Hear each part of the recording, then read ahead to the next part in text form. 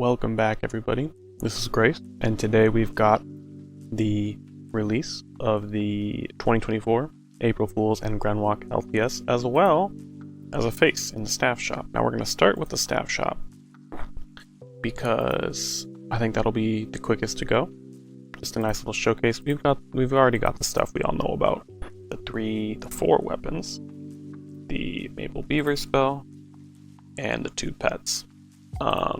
Everybody knows what that does. If you don't, they're all there already, you know. Lovecaster. I think this already existed. I think we're looking at Ferg and Adam. I think these are the 2 new ones, and they're a little silly. They're a little funny. Not for me, but they are kind of fun. Oh, they're gold as well. 214 gold. I wonder if that's a reference.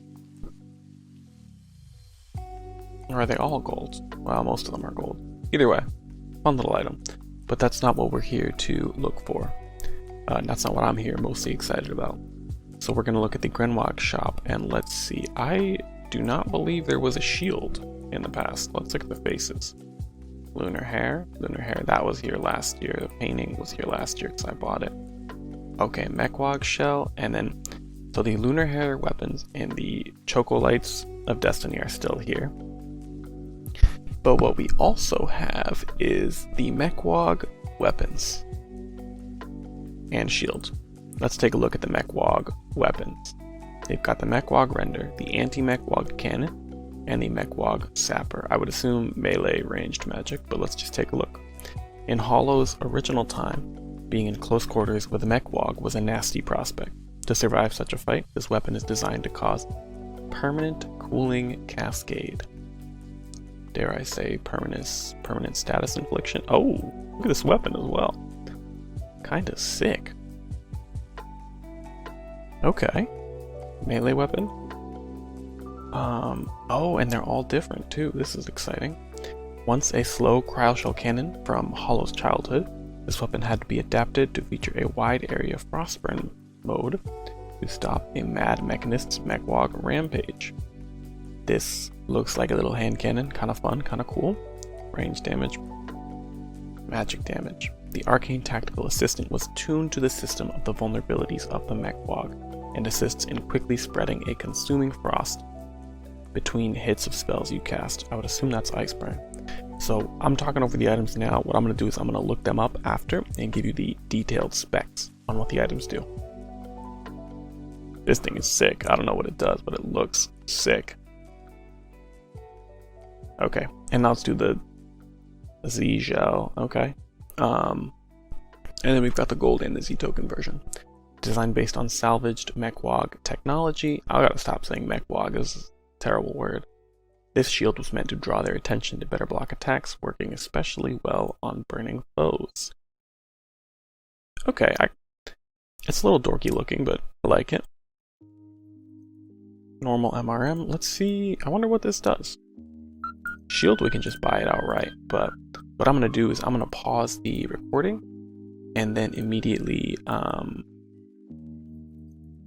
I need to buy 2 slots because I got the war reward anyways. What I'm going to do is I'm going to buy the item, and then I'm going to take a look and see if there are any gold tier rewards for the mech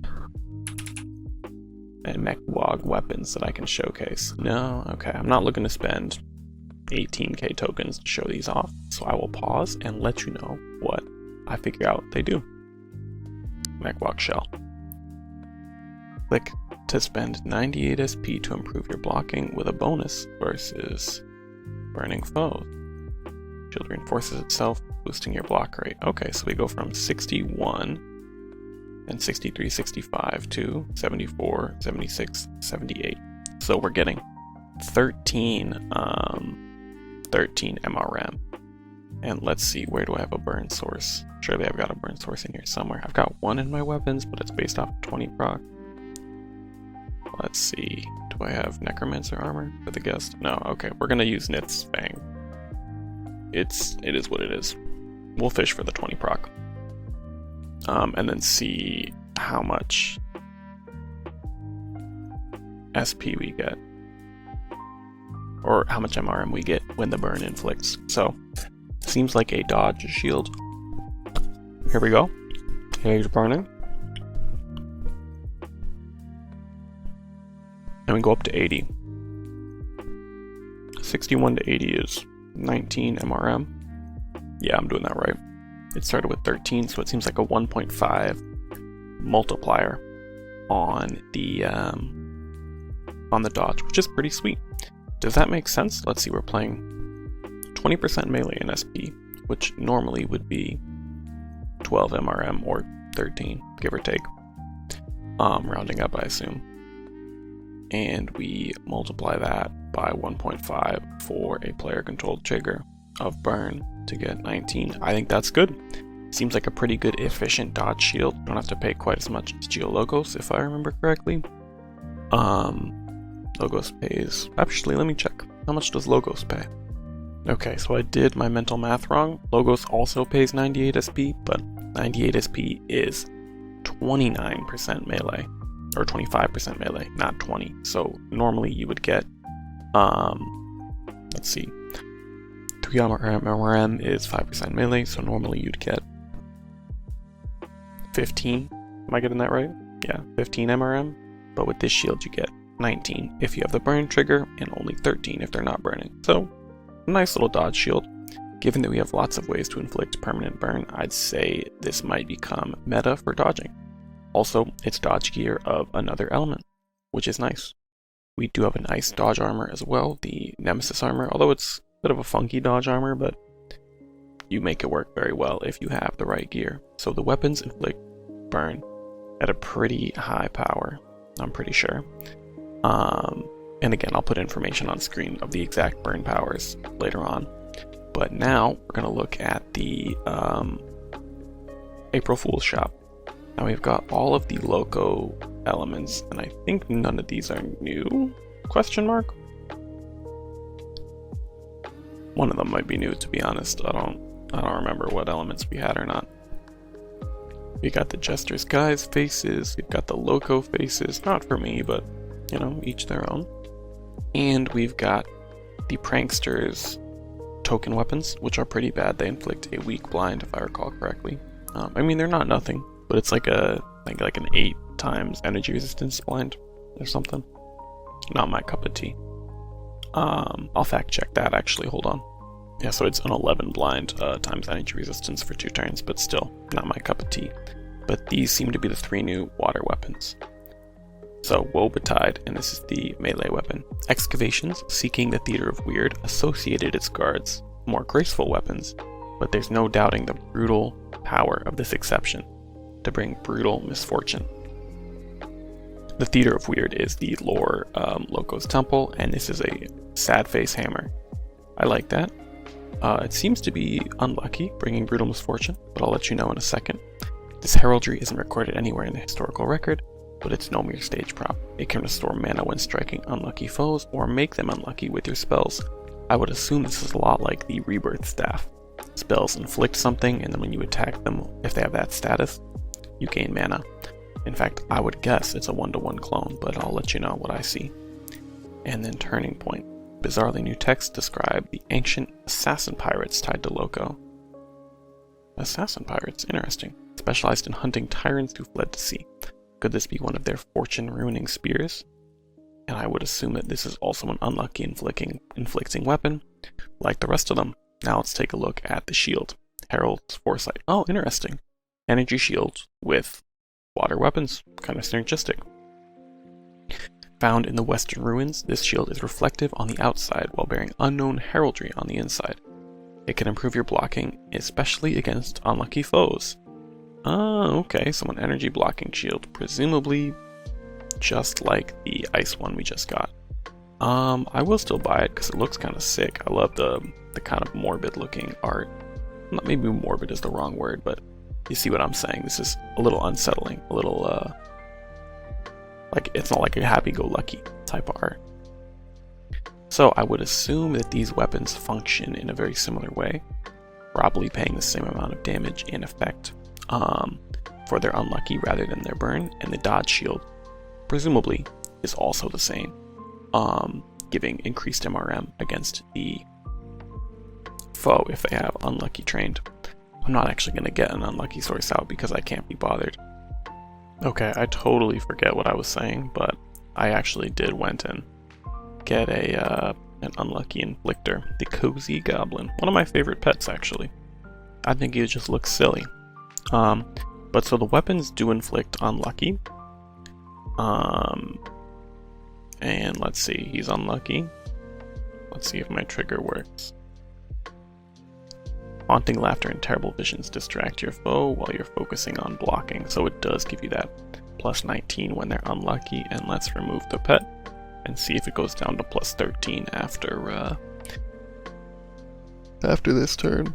And it does. So the shield works exactly the same way. The weapons are not quite the same, which I should have put in a text message up above if we got info subs, but I think they pay less SP and less damage for their status effect, which is nice. The magic weapon also pays, I'm not quite sure how much the magic weapon pays, but should inflict a big unlucky. And the magic weapon is a 4-turn infliction, while the melee and ranged are a 1-turn infliction. But yeah, so some unlucky support, which is good, and some ice burn support, which is fun. We do already have a lot of ice burn support, so I might make a video, or I might extend this video, comparing these weapons to the current ice burn support we have in terms of the weapon slot, and we'll see how they pan out, how they work out. But it is interesting, and of course the elephant in the room is we have 6 unique weapons being released, and they're all tokens, which kind of feels bad for the average free-to-play player who may only have 9,125 tokens to spare, or less.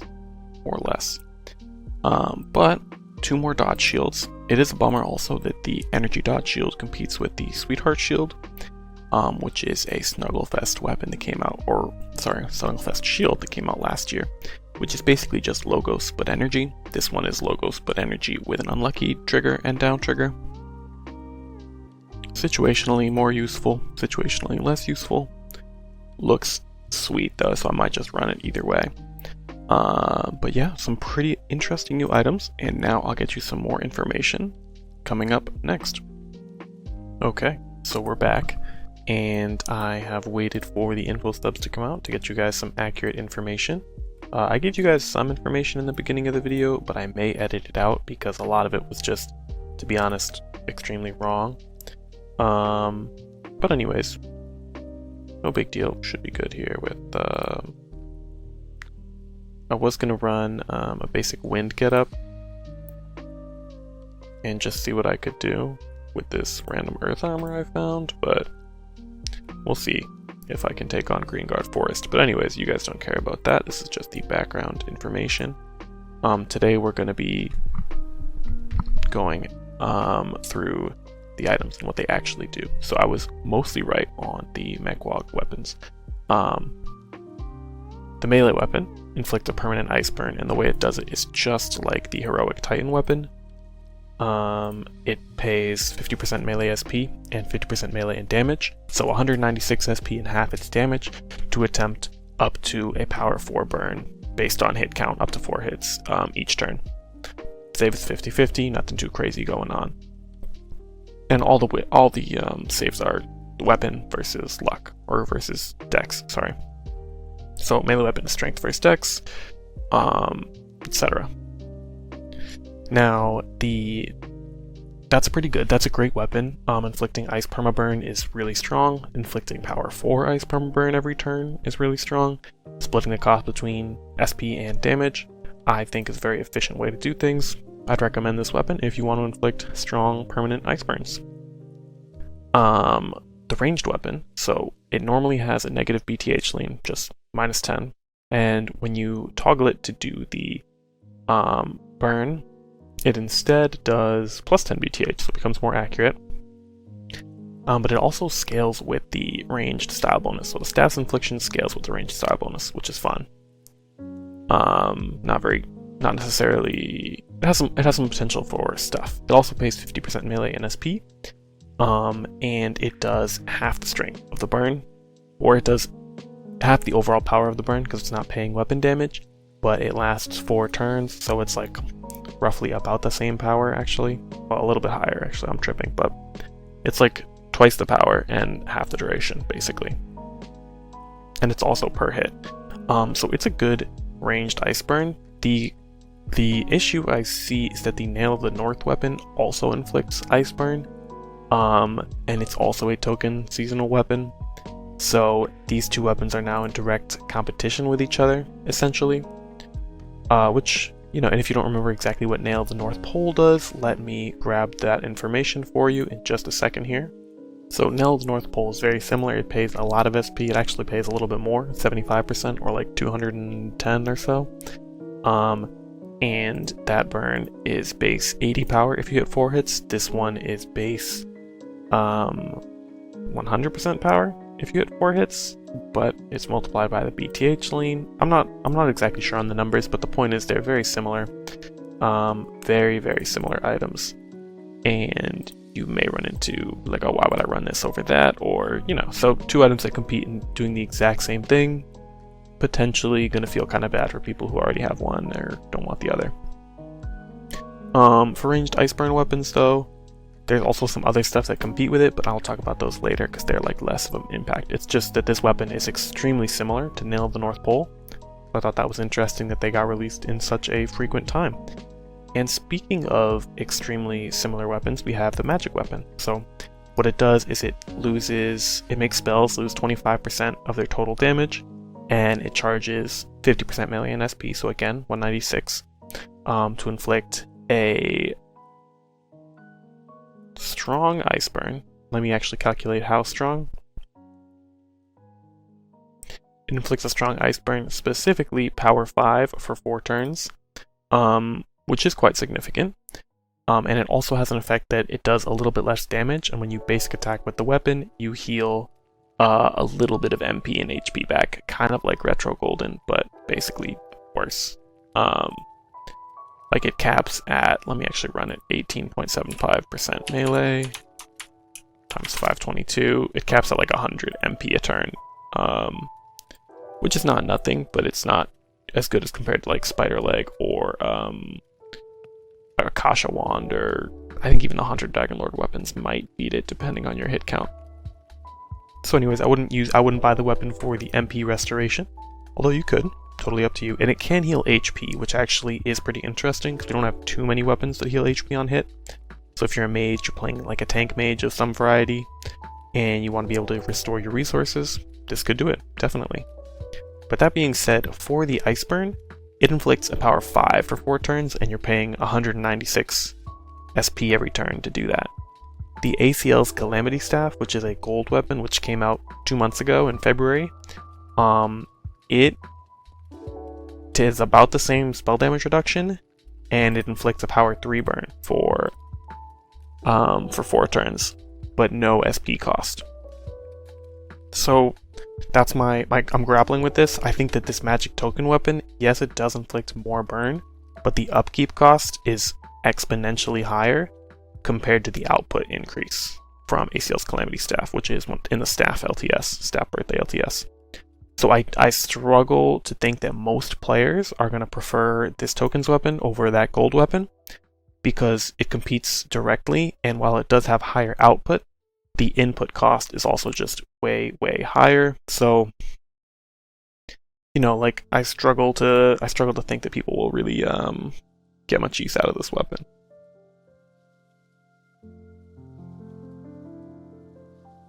Ignore me focusing on this Elven Warrior. Level 143. Interesting. Wonder why the level bracket is like that. But anyways, not very important. So those are the Grenwog weapons. The melee weapon, I think nothing replaces a permanent ice burn. Yes, they have that 1000 MP skill, but spell skill. So you could spend like 600 SP to get a weak permanent burn, or you could do this weapon and pay 200 SP to get a stronger permanent burn. Definitely going to want this weapon, I think, if you're trying to inflict permanent ice burn. It does compete with, actually, now that we're talking about the weapons, I'll talk about the New Year's weapons in a minute because those compete directly with these weapons. The ranged weapon, it does compete with Nail of the North Pole. I think it's a little better than Nail of the North Pole, and it works with the style bonus for dexterity, or the stat identity, excuse me. for dexterity, which is gonna feel really good for people.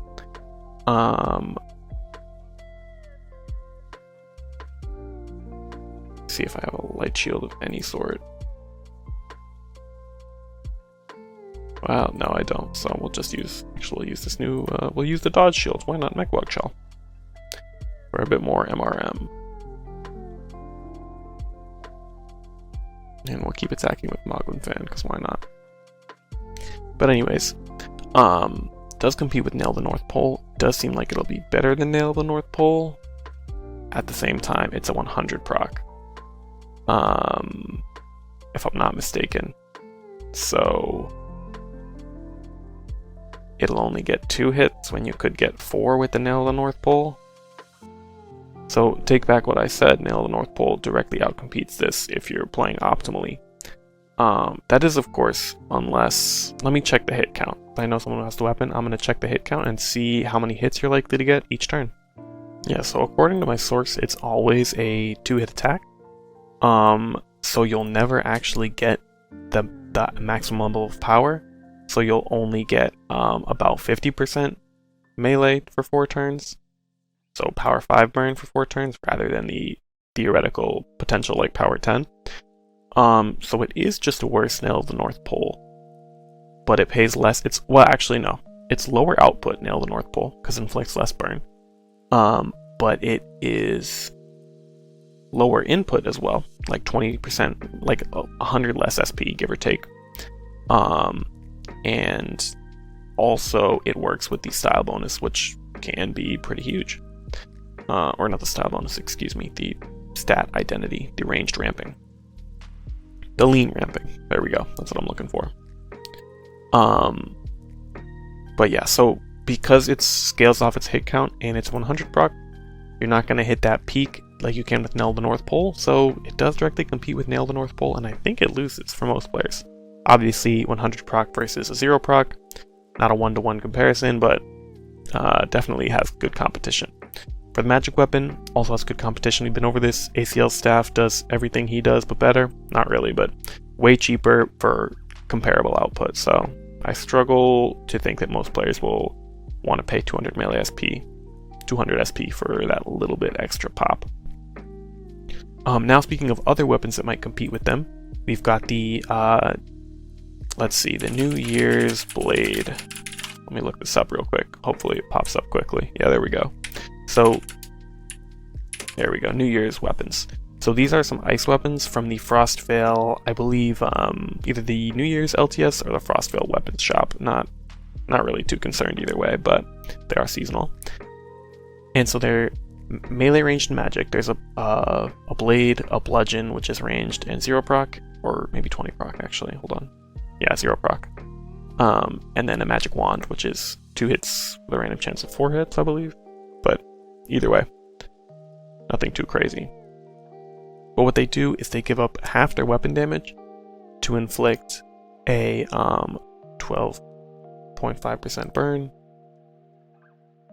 So it took me a second there to calculate it in my head, but it inflicts a power 1.25 burn per hit for 4 turns. So if you hit 4 hits, you get a power 5 burn for 4 turns. Now, power 5 burn for 4 turns might sound familiar because that is what the ranged weapon does with its 2 hits. And now these weapons are 0 proc, except the magic weapon. So don't use a magic weapon to inflict ice burn. I mean, you can, but I wouldn't. So, like, I like this ranged weapon pays 0 SP and will inflict about the same power of ice burn as the ranged weapon if you use it in a 4-hit armor, which, you know, feels kind of bad for this new tokens weapon that it's outdated by a 2021 item from the New Year's LTS. So I think there's a lot of competition for the ranged weapon. We've got Nail the North Pole, we've got the New Year's bludgeon. For the melee weapon though, again, it's not the same. Like, it is inflicting a lot of burn. Power 5 burn if you have a 4-hit armor. Say you use this in the Overlord set, because that's like perfect. It's a 4-hit fire armor. You're inflicting ice burn. You'll get a power 5 burn for 4 turns every turn for no upkeep, which is kind of nuts. And you can also, I believe this one stacks above 4 hits because it's really old, so you could use it in Tyrannosaurus, although I don't know why you would, but if you wanted to, you could. And you can inflict a power 10 burn for 4 turns, so definitely some options you could use. You could also start with the melee ice weapon, the Grenwog melee ice weapon, inflict that permanent burn, and then use this melee weapon to stack on top of it. So definitely some potential for these weapons to compete with some older weapons, and I think that's fine. Having a ton of variety in inflicting ice burn is honestly kind of cool. Like, it's become one of our most supported statuses, which is awesome, I think. But I do think that the magic weapon and the ranged weapon will struggle to find a niche in burn builds because there's just so much other stuff going on that does what they do either better or almost better. So, you know, pros and cons. But with that being said, I think I've talked all that anyone wants to hear about the Grenwog weapons. So now what I'm going to talk about is the unlucky weapons. So starting with the melee one, they are all a little different. It's a water hammer. It's got a minus 10 BTH lean, so it's just an okay damage 0 proc weapon. And you can pay 20% melee in SP and do minus 25% damage to make your foe unlucky, which is minus 111 luck. Now, what does that actually do?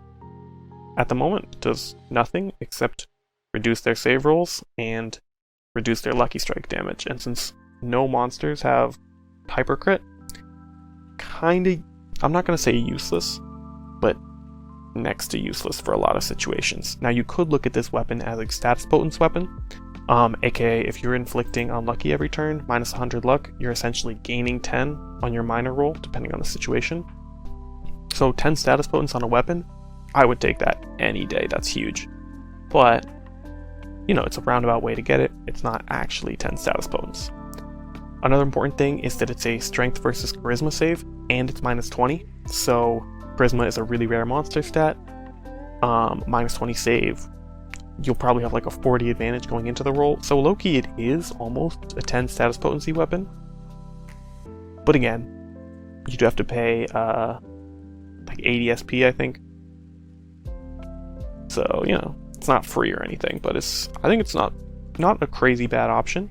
Although unlucky is an under-supported status, and it has a lot less value now that the stat revamp has happened and made it so luck doesn't do as much for monsters. But definitely an option for unlucky infliction if you want it. There's some other unlucky stuff, but there's not that much. I have a spreadsheet, which I'll check after we go through all 3 items. But it's interesting. The ranged weapon is also a 0 proc. Actually, excuse me, it's a 10 proc, which is a little funny. And you can pay the same 20% melee in SP, but this one doesn't reduce the damage of the weapon. So you only get half the luck, basically, which is minus 49. Well, roughly half, like a little bit less than half, but anyways. So you get minus 50 unlucky. But this penalty is multiplied by the ranged adaptation lean mechanic. So if you have a high negative BTH lean, you will get a higher unlucky, which I think is pretty sweet. Also, it's at a minus 12 save. Why? I don't know, but it is dexterity versus charisma, so you will have probably a 32 advantage going into the save every time. So again, you could look at this as a status potence weapon, reduce the monster's luck, inflict your other statuses better. Would I take this one over the melee one? Probably not. But like, maybe. Who knows? Maybe I'm a ranger. I mean, obviously, if you're a ranger, you'd want this one over the melee one, but I think the melee one performs better in most situations than the ranged one, partially because it just takes minus damage to the weapon, and usually that doesn't matter too much. I mean, it can, but if you're inflicting a bunch of statuses anyways, that may be a big source of your damage. I don't know, pros and cons, but anyways, the special proc basically just does more damage if they're unlucky. So it's like a high damage special proc, but most players aren't really relying on that RNG. And what I'll actually mention now is I'm not sure if the ranged burn actually is affected by the lean ramping that the water unlucky weapon is. I kind of mixed them up in my head. but the water one says it's affected by the lean ramping. The ranged one does not outright say it is. So keep that in mind. So it's worse and worse the more I learn about it, but is what it is. And now for the magic weapon, for the unlucky weapons, which is called Ebbing Fortune, and it's a staff. It's a 0 proc with a -10 BTH lean if you are going to happen to use it to basic attack. And the skill is that you pay 100% melee SP, and your next damaging spell of any element, at least according to the subs, inflicts a -75 unlucky for 4 turns. I think that's pretty nice as well. Again, looking at it from the status potency perspective, you get 7.5% status potency for 4 turns for 1 turn of a 392 SP cost. It is also int versus luck, but it is a +0 save, so you're not coming in with that big advantage compared to the other 2 types of weapons. Definitely some strong options, but I think the thing that hurts the magic weapon most is we have like 400 good magic water spell boosting weapons. We've got the pure damage ones, Tsunami Pen, Cutlass, Pumpkin Fang. We've got the status ones. There's like 4 status ones. I went through them the other week, but Winged Sapphire Staff, Prismatic Bubble Wand. There's like a million of them is what I'm saying. There's also Ultra Desire and Multi-Malt, which are warrior weapons that can be used by mages to great effect. So I'm skeptical that people will want to spend tokens on this to inflict a pretty niche status unlucky. And like I'm selling it as a status potence weapon, but like a lot of the time you're not actually going to get 7.5 status potence because you'll either already have higher luck than the monster or already have too low luck compared to the monster. So Banshee Messenger, why is there a dark mob? Do I even have a dark armor? Uh-oh. Neko Clutch. Yeah, wind is 10, so throw Cozy Goblin in there. Why not? I'm not worried about this battle, but actually I am, because it'll be my first star on Greenguard Forest. Very important stuff. I mean, actually, you know what? We use Friendship Bracelet and summon a guest. And we want the Earth one, I think, for sure. Yep. Anyways, so I think, all in all, I think the ice weapons, the melee weapon is awesome. The ranged and magic weapon have a lot of good competition to the point where you probably wouldn't want to use them. For the water weapons, I think they do something that not a lot of other weapons do. Inflict unlucky, but the value of unlucky is pretty insubstantial most of the time. Let me grab the list of other lucky and unlucky items and let you know what competes with them. So the other weapons that inflict unlucky, I think there's like Drakath's Axe, which is a 20 proc. There's Clovermore, which is the Clovermore set of weapons, which are a bunch of earth weapons from Blarney that inflict unlucky on their specials, which is not, you know, not ideal. And then there's also, I think, one more, the Shattered Mirror Blade from the Friday the 13th LTS, which again inflicts unlucky on the special. The only weapon that isn't on special and RNG dependent is the Coal Maul, which has a built-in click skill, which is a 4-hit earth click skill, and it pays half its damage to inflict -66 unlucky for 4 turns. It also has a -15 save, so it's pretty reliable. But in terms of inflicting unlucky reliably, that's pretty much the only weapon. There are some pets that do it. There's 1 or 2 armors that do it. But for weapons, these do fill a new niche. Now, is that niche actually useful? Probably not so much. But this guy's actually kind of cooking me. My guest hasn't acted in ages. Drink a health potion. But so I'd say the melee weapon is good at what it does. The ranged weapon is okay at what it does. The magic weapon is good at what it does, but there's so many good magic water weapons that I struggle to see it coming in handy for most people. And that's kind of like my thoughts on the water weapons. So the ice weapons, a lot of competition for Iceburn, strangely enough. The water weapons, unlucky is nice, but not really. And those are my thoughts. So, yeah, that was kind of a ramble, and I got a little distracted at times, but I hope you guys were cool with that, keeping up with it. And let me know what you think about this type of analysis. Let me know if you agree, disagree. There's probably some stuff I'm missing since I'm just doing this offhand in like one day. But let me know what you think, and definitely let me say very clearly, I'll put a note at the beginning, but this is the second day the items have been out, although I'm looking at them a little negatively, saying, hey, well, this competes with that, that competes with that. It's so early days. There could be a lot of strong uses that I just haven't thought of or didn't notice. So definitely don't just judge them based off this and say, oh, they're trash, they're terrible. Like, no, I don't think that's the case at all. Finally, we got the Banshee, not even close. I just went with the random no main stat setup just for fun. But anyways, yeah, those are my thoughts on the items. I should have put the screenshots of the item info subs in the video, but I will also put them linked in the description, at least for the weapons. The shields are super simple. Yeah, Green Guard Forest, Green Star. Love to see it. But that should be all for today. I hope you guys had a great day. Spread some peace and love, and I'll see you later. Bye-bye.